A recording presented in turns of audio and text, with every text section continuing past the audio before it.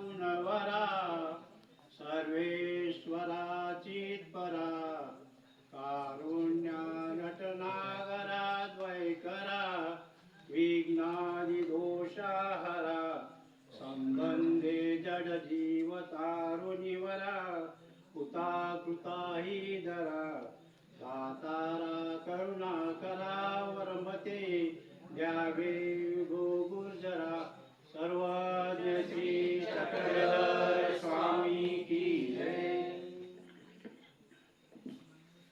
शालेय व्याख्यानमालेचे अध्यक्ष प्रातस्मरणीय वंदनीय आचार्य प्रवर मामाजी,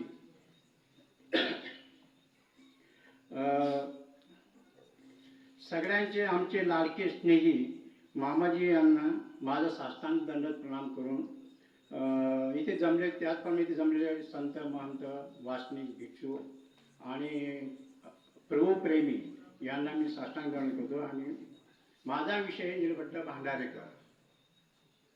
निळभट्ट भांडारेकर हे भांडारेचे होते, भंडारा। आणि स्वामी एक कटे प्रदेश सोळा, एक कटे प्रदेश श्री मुकुट सोळा अशा अवस्थेत भांडारेकरांच्या वाड्याकडे निघाले आणि त्या ठिकाणी भिक्षापात्र घेऊन भांडारेकरांच्या वाड्यात गेले असताना त्यांनी भिक्षेचा असं आवाज दिला आणि त्यावेळेस त्यांची जी पत्नी आहे, त्यांची पत्नीने भिक्षा वाढून दिली। त्यावेळेस भांडारेकर हे जे होते ते पोथी हे वाचत होते आणि पोथी वाचत असताना त्यांचं ते भिक्षाचा आवाज येतो स्वामी, तेव्हा त्यांचं काही लक्ष नव्हतं। आणि त्यानंतर त्यांची पत्नीने पुन्हा भिक्षा आणून दिल्यानंतर ते भांडारेकरांना जे प्रश्न जो सुचत नव्हता की त्या प्रश्नाचा अर्थ उपलब्ध होत नव्हता, ते त्यावेळेस स्वामींनी आवाज दिला, भट्टो मागील पानखी पहा। ते पुढच्या पानात बघू द्या, ते स्वामींनी आवाज दिला मागील पानखी पहा। मग त्यावेळेस भांडारेकरांनी मागच्या पानात पाहिल्यानंतर स्वामींकडे त्यांनी लक्ष दिलं की हे पाहिल्यानंतर म्हटले हे माझे हितक्ष असतील, यांच्यावर काळ रुसला असेल, दातार असेल, काळ रुसला असेल किंवा काळावर रुसले असतील, हे काळ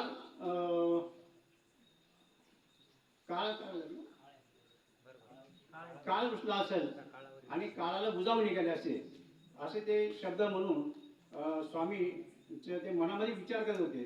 स्वामी तिथून पुढे निघाले आणि त्यांच्या पत्नीने स्नानासाठी म्हणजे पाणी काढलं अभिंगस्नानासाठी। ते पाणी काढल्यानंतर ते ज्यांचं ते पान म्हणजे उकळल्यानंतर मागचं पान पाहिल्यानंतर त्यांचा जो प्रश्न निर्माण झाला होता त्या प्रश्नाचं त्यांचं निरसन झालं आणि त्याच्यानंतर ते पुढे सहज स्वामीच्या मागे निघायला लागले। तेव्हा त्यांच्या पत्नी म्हणतात, अहो इथं स्नानासाठी आपण पाणी काढलेलं आहे, तर आपण स्नान करून घ्या। मग ते निघायला की पुन्हा त्यांची पत्नी म्हणते, तुम्ही कुठे चालला आता? ते म्हणजे मी आतापर्यंत तुमचे होतो, आता मी ज्याचे आहे त्यांच्या संग जात आहे म्हणून निघाले। आणि पत्नी पण म्हणते की मी तुमच्याबरोबर येते म्हणून। मग ती आपलं निळभट्ट भांडारेकर म्हणतात की तुम्ही थांबा। मग महादेसा म्हणजे बाई स्वामी आपलं महादेसा म्हणते, म्हणजे थोडंसं महादेसा म्हणते की स्वामींना विचारते, बाई थांबले कसं म्हणते। म्हणजे बाई ही आज्ञा धर्म, म्हणजे ती आज्ञा जी रेष असते ती ओलांडून जाऊ शकत नाही, अशी ती आज्ञा धर्म। मग स्वामी त्यानंतर पुढे निघाल्यानंतर त्यांच्या मागे भांडारकर हळूहळू पाठीमागे जात असतात आणि स्वामींनी देवळी तळ्याकडे तळ्याकडे गेले आणि श्रीकराने पाषाणावरचे ते पाणी घातलं आणि ते स्वच्छ करून त्या ठिकाणी आपल्या हातात पाणी पात्र जे भिक्षा ठेवली आणि म्हणजे भोजन करा की आरोग्य करणार होते। त्याच वेळेस भांडारेकर त्यांच्या मागे येतात आणि आपले हात जे धोतर असतं ते अर्ध फाडून स्वामींना आसन करतात आणि आसन टाकल्यानंतर स्वामी त्या ठिकाणी भोजन वगैरे करतात। भोजन झाल्यानंतर जो उच्चिष्ट प्रसाद असतो तो निळभट्ट भांडारकर रोज घेत असतात। असाच एक काळ असतो की पुढे तिथून तिथून पुढे यायचं निघतात ते मौजाला. मौजाला जात असताना इंगळी ही म्हणजे रोज भिक्षात जातात आणि स्वामींना भोजन वगैरे खाऊ घालतात आणि आसन वगैरे म्हणजे आपलं सैन्यासन टाकतात. त्यावेळेस त्यांना ती इंगळी चालते. त्या इंग्लिश चालते त्यांना इतक्या वेदना होतात आणि त्या वेदनेच्या म्हणजे इतकं भयंकर होतं की ते काही म्हणजे विचार करू शकत नव्हता.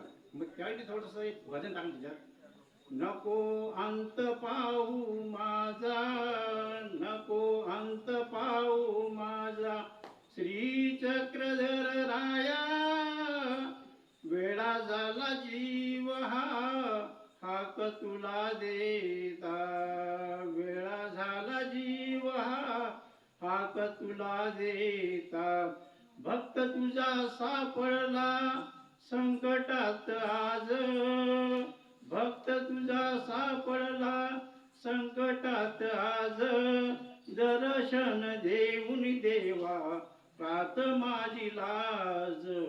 असं ते विचार करतात मनामध्ये. आणि ते स्वामी म्हणतात, स्वामींना विचारतात, देवा मी आपली स्तुती करू? परमेश्वर ठीक आहे, करा स्तुती करा सांगत. आणि स्तुती करतात त्याची जे वेदना होत्या तशा ते कमी होत जातात. आणि त्यांच्या मनामध्ये एक असतं की मला म्हणजे मी जे इथे येतो अचलपूरला जातो स्वामी आणि भांडारेकर, आणि त्या ठिकाणी त्यांची एक इच्छा असते की बाबा मी कुठल्याही प्रकारचं द्रव्य वगैरे आणलं नसतं आणि द्रव्य आणून काही स्वामींना आपण काहीतरी म्हणजे काय म्हणतात आपण भोजन वगैरे काय खाऊ शकत नाही, म्हणून ते असं विचार करत बसतात. आणि विचार करत असताना स्वामी ते जाणते असतात आणि ते विचारतात, भट्टो तुम्ही हे जे विचार करताय तर ते प्रश्न आम्ही म्हणजे तुमचं ते पूर्ण करू असं विचार करतात ते. मग त्यावेळेस ते मग तिथून ते सांगतात पुढे अचलपूरला येऊन तर आपलं धानाईसा नावाची जी पांचोळीची राणी, ती राणी पालखीत बसून त्यांचं ते नाळेश्वरचं मंदिर निर्वाळेश्वरचं मंदिर असतं त्या ठिकाणी नेहमी ती पूजेला येते. आणि पूजा झाल्यानंतर